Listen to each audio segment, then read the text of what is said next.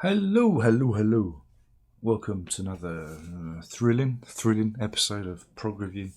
Today, we're talking about Opus One by Oldfield. It was one of those record store day releases. Indeed. Shall we talk? Yes, I'll do the show. I'll do the show and tell in a minute. Let's talk about it first. For this is the year. This is the 50th anniversary of Tubular Bells by Mike Oldfield, and Opus One is it's the demo that he did. This is the demo that got him the interest of Richard Branson. So, there we go, an important release. It's already been released. Funny enough, on the 35th anniversary box set back in 2009, I think it was. I can't remember what's on this channel or not. I don't know if that is still a thing. If so, excuse me, I've got a bit of a cold at the moment. Let me have a look. Mike Oldfield, Tubular Bells. So I should have done this before I come on, but I didn't. Yes, there is I will put a linky to my unboxing of Tubular Bells, the 35th anniversary edition. For that's where these demos originally resided until now. So what have we got here? It's really, it's kind of a.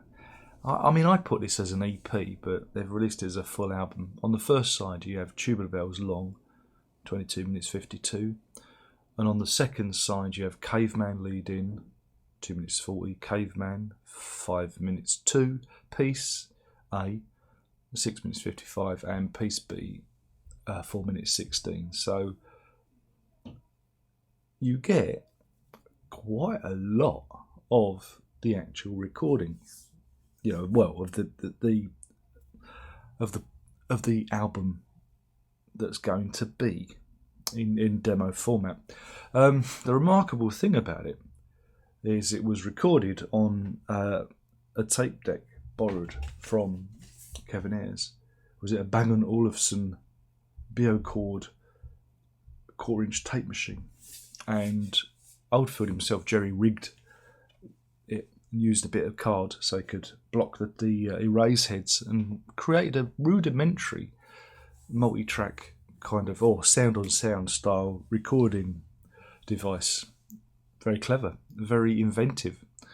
And again, if you can just unlatch the fact that this is a demo, again, because we're so used to everything being in sparkling digital, very high quality audio. I mean, crikey, the things we can do now.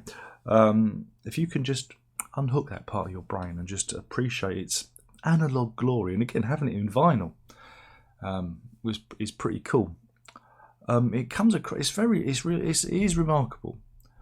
Again, I remember hearing it back in 2009 because that was one of the standout selling points of it. This is the first time it's been released, and I was like, it's interesting, really fascinating to see his working methods.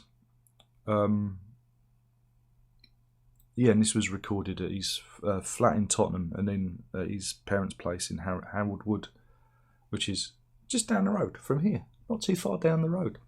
Again, listening to it again, it's been a good few years since I've listened to the demo. I think I've got it somewhere on my hard drive somewhere. But it's if you're this is purely for the hardcore Oldfield fans, because like I say, the recording quality isn't up to today's amazing standards, obviously, and there are sections of dropout and things things that distort on it. It's not perfect, obviously, because it's a demo, but if you can put that behind you, you see into it is a genius. You're looking at a genius at work, because to squeeze the maximum functionality out of a quarter-inch tape deck by using a bit of card and a screwdriver, and to jerry-rig this sound-on-sound system. And it still sounds, again, if you'd have, took that tape around, it's perfectly, I think it's a perfectly marketable demo. I think it's really pretty cool, for 1970, was it 71, 72 when he was working on it. It's remarkable, especially if he hasn't got like a 4-track recorder to work with. So that alone makes it fascinating. It's an historical piece. So that makes it worth listening to, and I'm sure it's probably been uploaded. Go and listen to it on there. But this was released for Record Store Day. It was cut to vinyl by Miles Scholl, and we've got a new sleeve. I can do the show and tell now by Phil Smee, which kind of works on the theme of because Oldfield likes planes.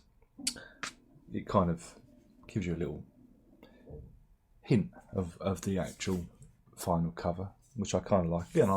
Again, it's nice. But yeah, this is part of Record Store Day. According to the various sites, there was it's a limited edition in the UK. I don't know about where you are, of 1,250 pressings, and plain sleeve. But it's a poly bag, so people who like that stuff will like it. And I've put the sticker on the bag, and this is for War Child. This is where I've got an issue, because this is for sale at the moment. Some places have it up for like 30 quid, and from every copy sold, they're donating a measly £1 to War Child. So if it sells out, they're getting 1,250 quid, which is nothing, especially when they have to pay, I don't know, their various administrators at War Child. And I think Eno's instrumental for Forever and Ever and Ever, which I've got over there, which I'll do in another video, is the same. That's giving £1 to War Child. And I just thought it was incredibly stingy, in this day and age. I mean, it's like giving, I don't know, 10p back in the 80s, isn't it, really? I'm talking about in terms of inflation, it should have been like a £5 or all profits, But anyway, I'm just feeling a little bit grumpy about that, because I don't think War Child are going to make that much money, and I think we should have given all the profits to it, to be honest. It seems a bit stingy to me, but that's just my opinion. That's it. So yeah, if you're in the market for this, grab one, because again, it's not for everybody. It is a bit rough around the edges. If you didn't get the box set, or you want the analog version, I think it lends itself better to to the vinyl. Obviously, it's a warmer and more analogy kind of feel to it. Yeah, I think it's a bit of a shame they didn't do like a picture sleeve, with a little bit of historical, context written in it. Make it a bit more of a historical document of the project. But then a lot nowadays they do these plain inner bags, and I just find it a bit cheated, especially when you're paying nearly 30 quid for the privilege, plus you got your postage costs. But yeah, I mean, again, I think it's a good collectible for those of you who are into Mike Oldfield, and it's the 50th year, etc. And again, with that album that's coming out, we've got to, again, I'm moaning again. I'm ever so sorry for moaning. I don't want to sit here moaning. I really don't. But with the 50th anniversary copy coming out, where they're just, it's the album again with a few bits. It would have made sense to include something like this inside it, And I know it's been repeated on that 35th anniversary box set, but they could have made something a bit more impressive and a bit more collectible and a bit more interesting for those who missed it the first time round, But there we go. That is the state of things. That's where we are in the world. I'm glad I got it, because I'm sad. And I like collecting black 12-inch pieces of vinyl, because I'm sad. Shame it weren't colour. But yeah, I mean, I like this. I think the sleeve's pretty cool. But it's really interesting to hear it again. Again, it's not something I play very often because it's a demo. But to put it on again and just be completely bowled back by this guy's ability to structure something. And again, I'm no way.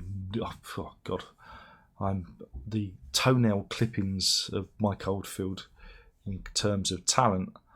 But when I listen to what he's doing, it kind of reminds me of, what I was doing with 4-tracking and learning and having to build stuff up. And I find that kind of, from a recording perspective, I find it fascinating. It fascinates me greatly, that especially, back in the early 70s, that someone could do something. Because it is listenable. Again, like I say, if you just unhook that part of your brain that's used to digital, it is listenable, and it is amazing that you got these ideas down, and that they do eventually end up on Tubular Bells pretty much intact.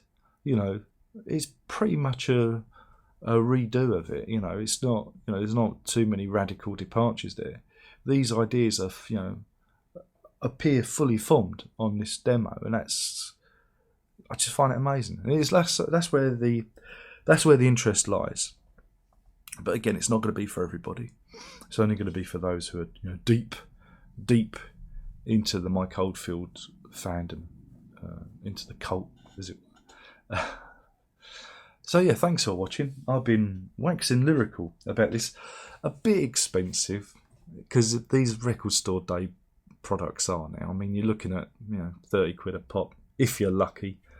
Again, do shop around. I don't know. Let me have a look, see if there are any copies still out there, because there were when I looked. This was last week now. Was it last Sunday that they went up? I don't know why I'm doing this, because instantly.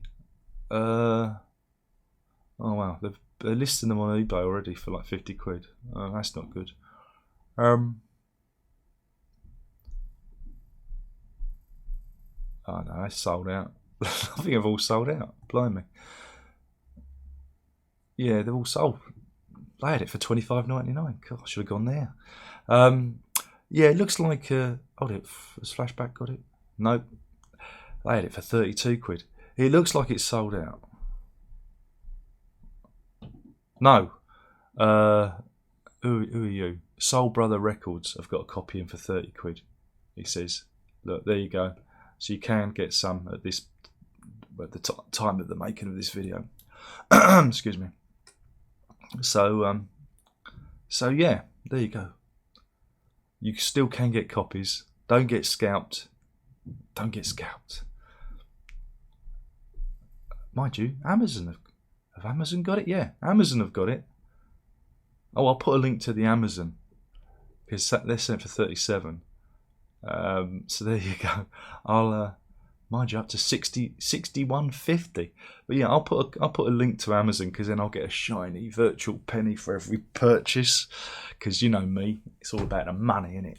But yeah, thanks for watching. I've been waxing lyrical about Opus One, which shows the remarkable talent of Mike Oldfield in its its first teetering steps. And yeah, and that's that. And I'm going to be probably doing more Mike Oldfield stuff, because 50 years of Mike Oldfield, isn't it? Of the Tubular Bells. So there'll be as we head into May. For it's May tomorrow, and this is the last day of April. I should have done this tomorrow, but hey, it's bank holiday tomorrow in the UK. But anyway, think of this as May. Every day's May. And yeah, thank you for watching. My name's been Darren. I've been talking about Opus One, limited edition release for Record Store 2023 for Mike Oldfield. That's it. Like the video, share the video, subscribe. I suppose I'll do the YouTube thing, because what the hell. And yeah, we'll do this all again soon. There's only one more thing to say, and that is a PROG on. Whoops, pressed the wrong button.